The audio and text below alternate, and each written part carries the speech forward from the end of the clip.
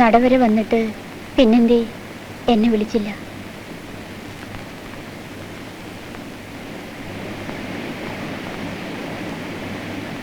ഈ സായാഹ്നം സ്പോയിൽ ചെയ്യാനാണോ അരവിന്ദിന്റെ ഭാവം? ഈ പേടി കൊണ്ട് തന്നെയാണ് ഞാൻ അരുന്ധതിയെ വിളിക്കാഞ്ഞത്.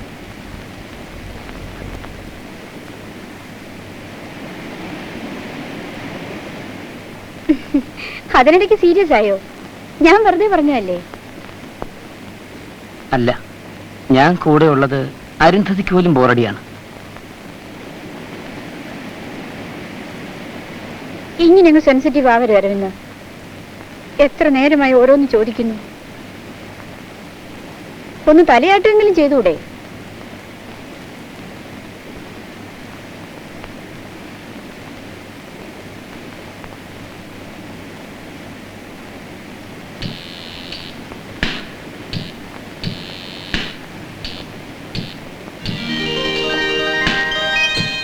വീണ്ടും ഗ്ലൂമി ആയല്ലോ. എന്തുണ്ടായി?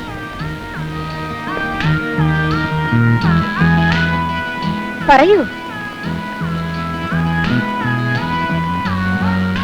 ഞാൻ നാളെ സ്ഥലം വിടുന്നു. വീട്ടിലേക്കല്ലേ? അതിന് ഇത്രയും ടെൻഷൻ വേണോ? വീട്ടിൽ പോയാലും ഒരാഴ്ചയ്ക്കും തിരിച്ചെത്തില്ലേ? അതാണ് എന്റെ ദുർവിധി. പോകാൻ ഒരു വീടുണ്ടായതാണോ ദുർവിധി? അപ്പോൾ എന്റെ സ്ഥിതിയോ? വീട്ടിൽ ചെന്നാൽ ഈ ഉള്ളവരുടെ കാര്യം വല്ലതും മുത്തശ്ശിയോട് പറയുവോ? പിന്നെ എന്തു പറയും? നീ ഒരു വായാടിയാണെന്ന്, പിന്നെ വലിയ സ്റ്റൈലുകാരിയാണെന്ന്, പിന്നെ ചുക്കിനും ചുണ്ണാമ്പിനും കൊള്ളാത്ത പെൺവാദ്യാരാണെന്ന്, പിന്നെ നീ അസലൊരു ഡുങ്കിയാണെന്ന്. ഡുങ്കിയോ? ആ, ഡുങ്കി, അതായത് തടിച്ച്. ആട്ടെ, എന്നെ പറ്റി സീതയോട് നുണ വല്ലതും പറയോ? സീതയോട്? പാവം, അവളോട് പറഞ്ഞിട്ടുണ്ടാ?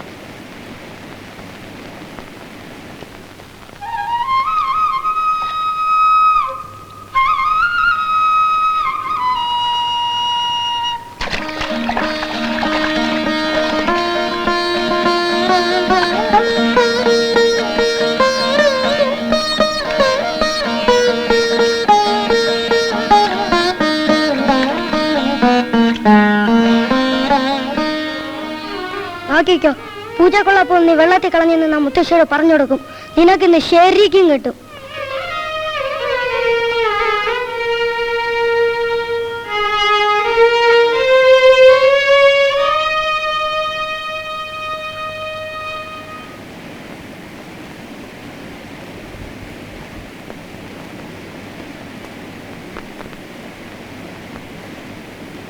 പകലും തുടങ്ങി സ്വപ്നം കാണാൻ? ഞാൻ വീട്ടിലെ കാര്യം ഓർക്കായിരുന്നു. എങ്കിൽ പിന്നെ ഇങ്ങനെ പിടയ്ക്കാതെ വീട്ടിലേക്ക് പോയിക്കൂടെ? നാളെ കൂടെ കഴിയണ്ടേ? നാളെ വെള്ളിയാഴ്ച. വെള്ളിയാഴ്ച വീട്ടിൽ കയറി ചെന്നാ മുത്തശ്ശി തല്ലാൻ വരും. ചെയ്യും. മുത്തശ്ശി ഇപ്പോഴും പേടിയാണോ? പേടിയല്ല, സ്നേഹം. വീട്ടിൽ ചെന്നാ മുത്തശ്ശി മാത്രം എനിക്കൊരത്താണി. സീത പോലും എനിക്ക് ദുഃഖമാണ്. വീട് വിട്ടാലോ? വീട് വിട്ടാൽ നീ മാത്രം എനിക്കൊരാശ്വാസം.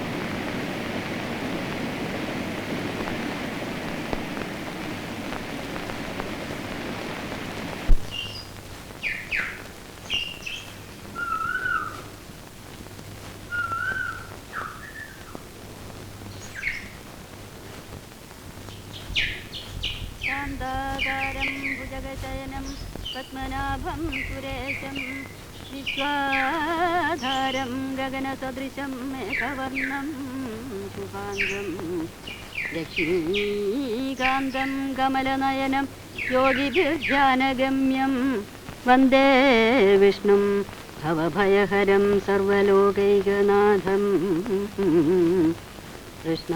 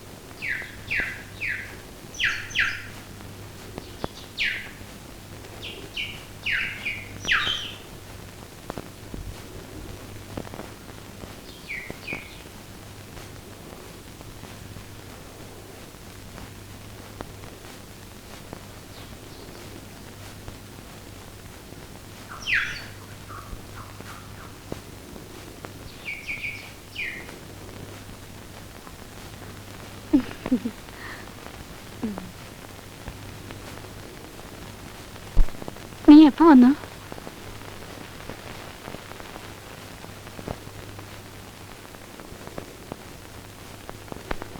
ഇപ്പൊ വന്നതേ ഉള്ളൂ. സീത പറഞ്ഞില്ലേ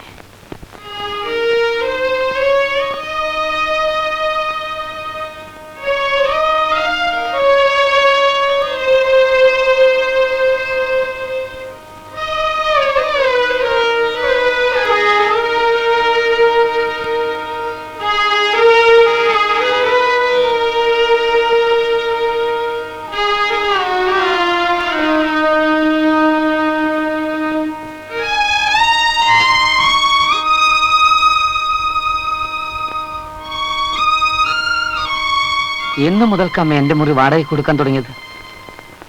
അതൊഴിഞ്ഞു കിടന്നുകൊണ്ടാ. ഞാൻ ചായ കൊണ്ടുവരാം. നീ ചെന്ന് വേഷമൊക്കെ ഒന്ന് മാറൂ.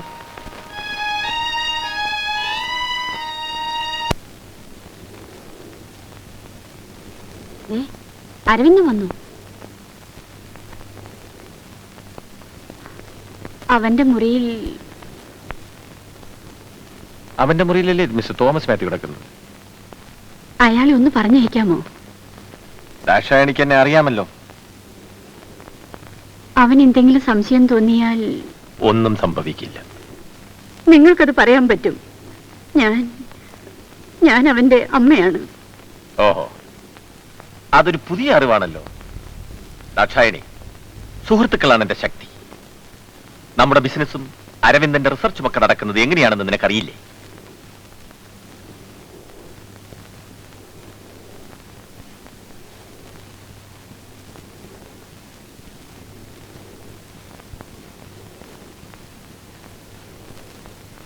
എന്താ മോളെ?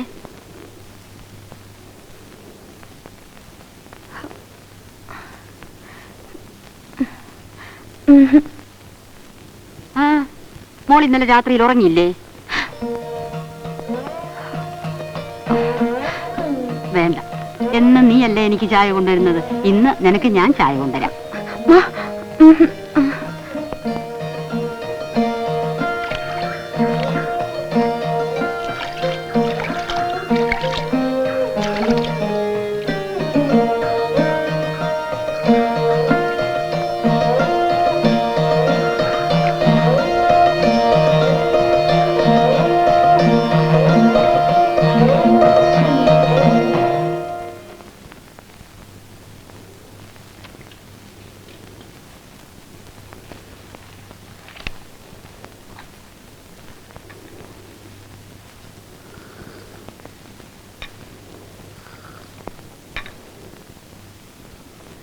ഈ ചായ ആർക്കാ മോളെ?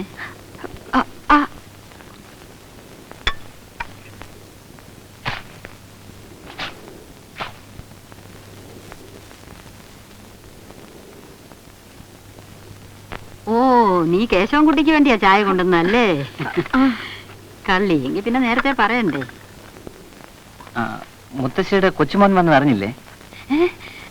അരവിന്ദൻ വന്നോ? എന്നിട്ട് അവൻ എവിടെ? നീ അവനെ കണ്ടില്ലേ മോളെ?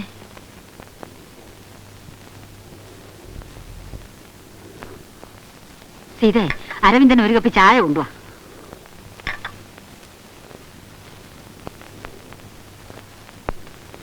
നിന്റെ മുഖത്ത് നല്ല ക്ഷീണമുണ്ടല്ലോ. നീ ഇന്നലെ രാത്രി ഉറങ്ങിയില്ലേ?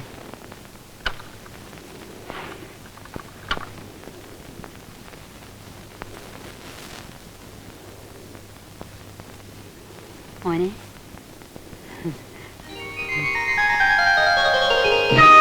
നീ മുത്തശ്ശിയെ മറന്നോ മോനെ? ഇല്ല മുത്തശ്ശി, എന്റെ മനസ്സിൽ സൂക്ഷിക്കാൻ എനിക്ക് മുത്തശ്ശി മാത്രമല്ലേ ഉള്ളൂ. എന്റെ മോൻ ഒരുപാട് ക്ഷീണിച്ചു പോയല്ലോ. പട്ടണത്തിൽ കഴിക്കാൻ ഒന്നും കിട്ടിയില്ലേ മോനെ? അത് മുത്തശ്ശിക്ക് തോന്നിയതാ. തടി കൂടിയെന്നാ എനിക്ക് തോന്നുന്നത്. ഓടാ കള്ള. മോൻ വന്നിട്ട് ഒരുപാട് നേരമായോ? എന്നോട് ആരും പറഞ്ഞില്ല. സീത പറഞ്ഞില്ലേ? സീതയോ? അവൾ നിന്നെ കണ്ടിരുന്നോ? എനിക്ക് തോന്നിയതാ മുത്തശ്ശി. ഇടനാഴിയിലൂടെ ആരോ നടന്നു പോകുന്നുണ്ട്.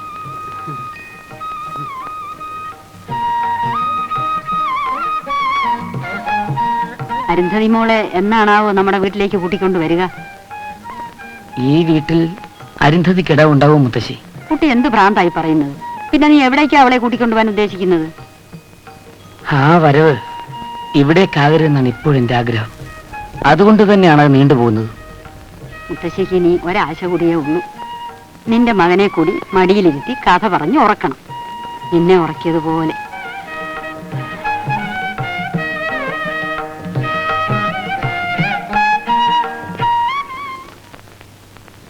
മുത്തശ്ശി വരൂ. മുത്തശ്ശിയോടൊത്ത് ആഹാരം കഴിച്ച കാലം മറന്നു. വേണ്ട മോനെ, മുത്തശ്ശി പിന്നെ കഴിച്ചോളാം. സീതയുണ്ടല്ലോ കൂട്ടിന്.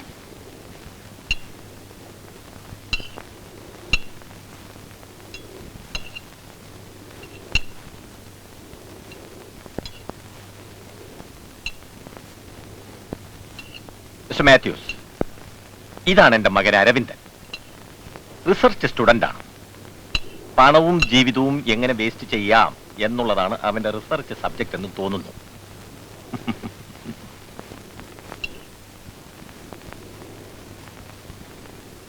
ഞാൻ തോമസ് മാത്യു, സർക്കാർ ശമ്പളം വാങ്ങി ജീവിക്കുന്നു. നിങ്ങളെ പോലുള്ള വലിയവരെ കണ്ടുമുട്ടാനുള്ള ഭാഗ്യവും ലഭിക്കുന്നു. നിനക്കറിയാമോ, നമ്മുടെ വരുംകാല ഭാഗ്യം നിശ്ചയിക്കുന്ന ആളാണ് മിസ്റ്റർ തോമസ് മാത്യു. നിങ്ങൾ എന്നെ വല്ലാതെ പ്രശംസിക്കുന്നു മിസ്റ്റർ രഘുനാഥ്. മിസ്റ്റർ അരവിന്ദന്റെ റിസർച്ച് സബ്ജക്ട് എന്താണെന്നാണ് പറഞ്ഞത്? സബ്ജക്റ്റ് അച്ഛൻ നേരത്തെ പറഞ്ഞു തന്നെ. പിന്നെ പണം വിളയിക്കുന്ന സബ്ജക്റ്റുകളിൽ എനിക്ക് വലിയ താല്പര്യമില്ല. മിസ്റ്റർ മാത്യൂസ്, നിങ്ങൾക്കറിയാമോ, എന്റെ 18ാമത്തെ വയസ്സിൽ ഞാൻ കടൽ കടന്നു പോയവനാണ്.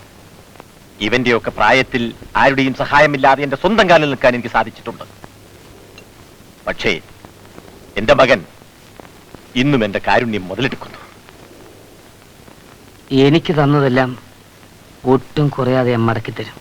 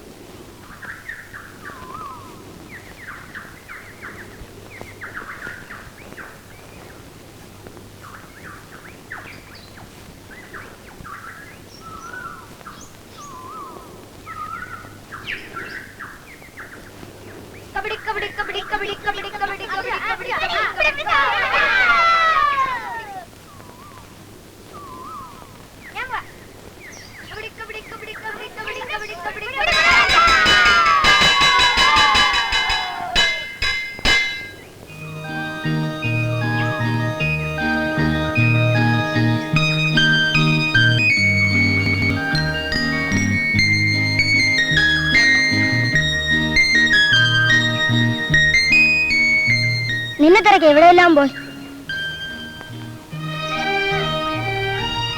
ഡാഡിയുടെ കത്ത. അടുത്ത ആഴ്ച എന്നെ ഊട്ടിക്കൊണ്ടു പോകത്രേ. ഡാഡിക്ക് എന്നെ എന്ത് ഇഷ്ടമാണെന്നോ. എന്തു പറ്റിയാരോ? എന്താ?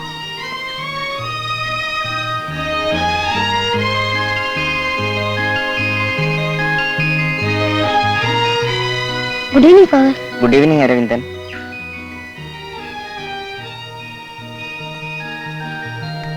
ഫാദർ, ഹോളിഡേയ്സിന് ഞാൻ മുത്തശ്ശിയുടെ വീട്ടിൽ പോയിക്കോട്ടെ?